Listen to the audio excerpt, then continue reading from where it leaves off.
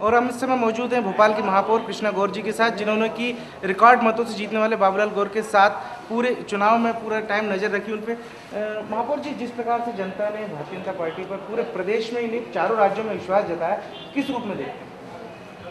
आज की जनता बहुत समझदार हो गई है और वो विकास चाहती है, और जो भारतीय जनता पार्टी को वोट मिला है वो विकास के नाम पर मिला है। क्या लगता है और कितनी गति मिलेगी विकास को?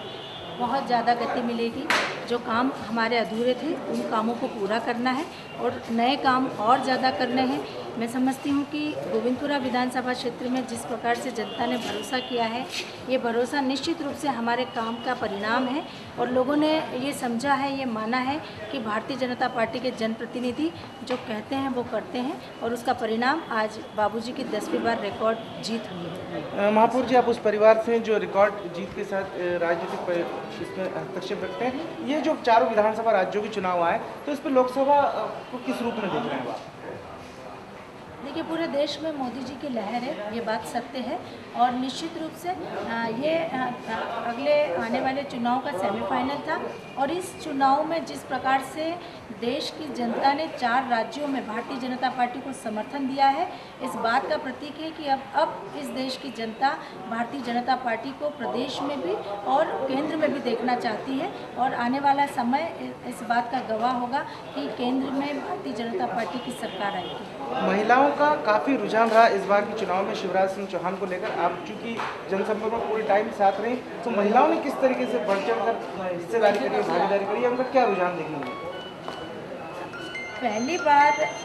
पहली बार महसूस किया है कि वास्तव में किसी मध्य प्रदेश में कोई सरकार ऐसी आई जिसने महिलाओं का विश्वास जीता है।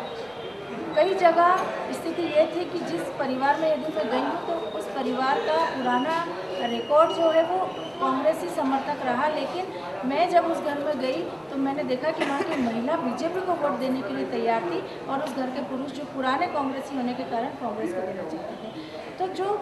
समर्थन था महिलाओं का,